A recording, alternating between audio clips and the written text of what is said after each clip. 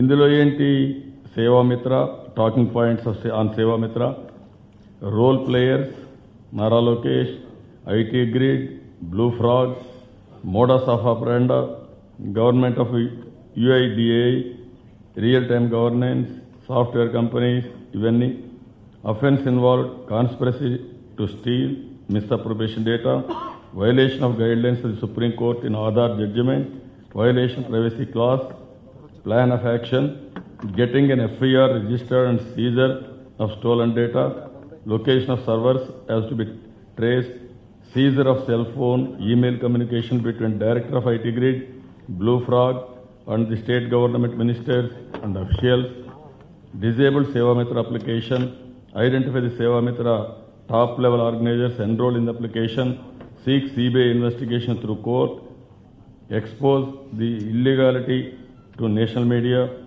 address letters to CEO, UIDAI to lodge a separate case for evaluation of the Aadhaar. ఇవన్నీ రాసి focus చేయాల్సిన point వీళ్ళు రాసింది. అది కూడా ఐటీ గ్రిడ్లో ఏం ఫోకస్ చేయాలో ఈయన డైరెక్షన్ ఇచ్చారు. ఎంత టూ మచ్ అండి.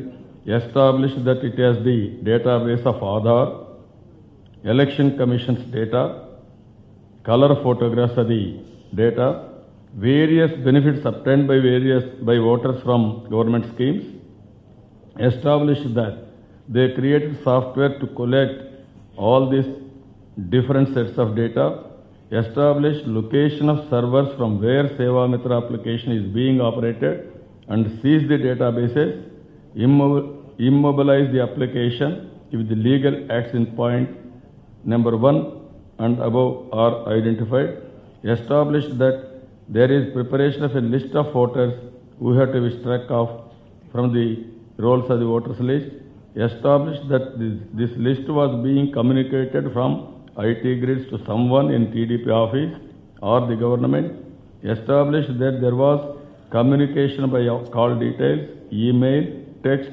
chat, VoIP calls, etc. between IT grids, Ashok especially, and TDP party functionaries, Lokesh and others. ఇవేగా చేశారు. నేను అడుగుతాను అంటే ఇంక నేనేం చెప్పాలి వాళ్ళకి? ఎంత టూ మచ్ అండి ఇది. అంటే అతను డైరెక్ట్ చేస్తే ఆ డైరెక్షన్ ప్రకారం మీ గవర్నమెంట్ యాక్ట్ చేస్తారా నా మీద?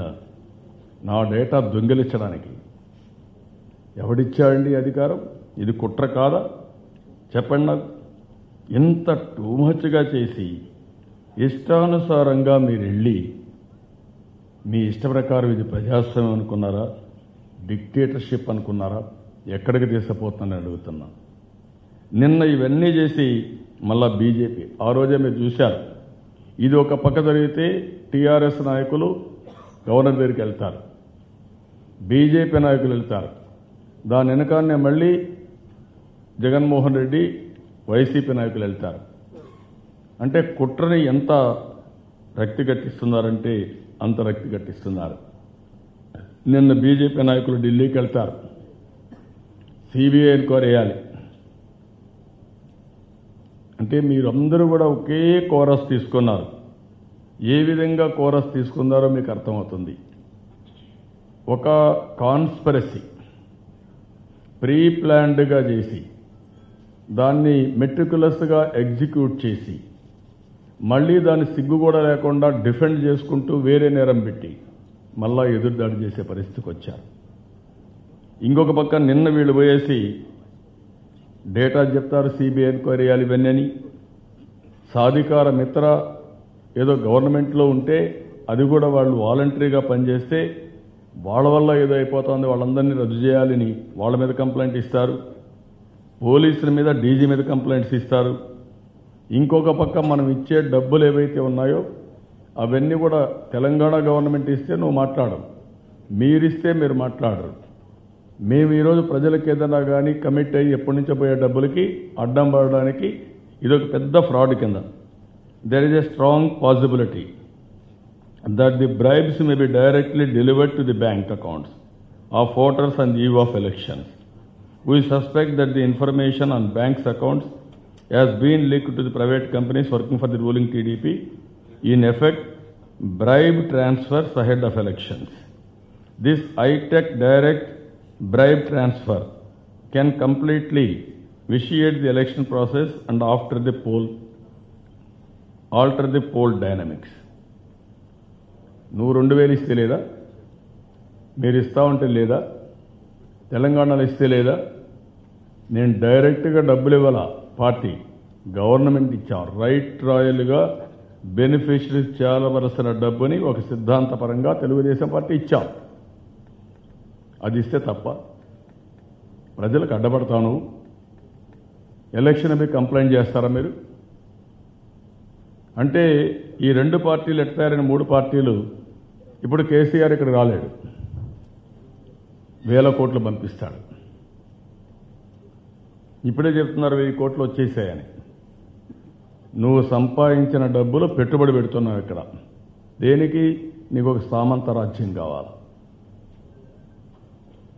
నీ సామంత రాజ్యం కోసం నువ్వు ఒక పథకం ప్రకారం ఒక మనిషిని పెట్టుకున్నావు, జగన్మోహన్ రెడ్డి. అతనికి ఎంపవర్ చేస్తూ డబ్బులు పంపిస్తున్న 1000 కోట్ల రూపాయలు. ఇప్పటికి ఎంత పంపిస్తారో తెలియదు, అదే నాకు ఇచ్చే రిటర్న్ గిఫ్ట్ అయినా. రెండోది, ఒక పక్క ఈ పని చేస్తూ ఇక్కడ ప్రభుత్వాన్ని ఇమ్మొబైల్ చేయాలని, ఇది చేయాలని, ఏమాత్రం అసౌకర్యం కలిగించాలని, దానిపైన నువ్వేం చేస్తున్నావు? ఇల్లీగల్గా చట్ట వ్యతిరేకంగా దాడులు చేసి లేనిపోని అటెన్షన్ డైవర్ట్ చేస్తున్నావు. 2, వీళ్ళు బీజేపీ వాళ్ళు ఢిల్లీకి వెళ్ళి ఎలక్షన్ కమిషన్ దగ్గరికి వెళ్ళి వాళ్ళ అధికారం మొన్న కోడికత్తేశారు ఎన్ఐఏలో. ఏం చేశారు మీరు? ఏం చేయలేదు. కానీ ఆ రోజు కూడా హై హ్యాండెడ్గా ఏమీ లేని కేసు లా అండ్ ఆర్డర్ రాస్తుందైనా మీరు తీసుకున్నారు. ఇప్పుడు దీన్ని సిబిఐకి ఏమంటారు? ఇవన్నీ కూడా మీరు ఒకసారి చూస్తే ఈ ఎవిడెన్స్ అన్నీ చాలా దారుణంగా నేను మొత్తం సాక్ష్యాధారాలతో సహా మీకు ఇచ్చాను. ఇది ఆంధ్రుల ఆత్మ గౌరవానికి సంబంధించిన విషయం. 5 కోట్ల ప్రజల ఆత్మ గౌరవానికి సంబంధించిన విషయం.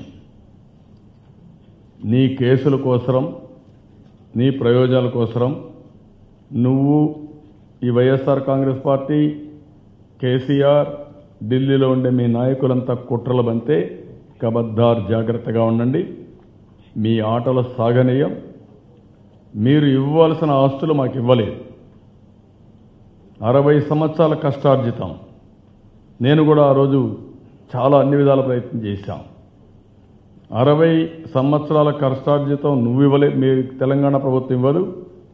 నిన్న ప్రత్యేక రాష్ట్రం అయిన తర్వాత 5,000 కోట్ల రూపాయలు కరెంటు వాడుకుని తిరిగి మనం డబ్బులు ఇవ్వాలని ఎదురుదాడి చేస్తున్నారు.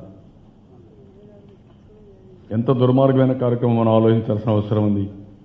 విభజన చట్ట హామీల్ని నరేంద్ర మోడీ చేయరు, ప్రత్యేక హోదా ఇవ్వరు, చట్టంలో ఉండే పోలవరానికి డబ్బులు ఆయన ఇవ్వడు.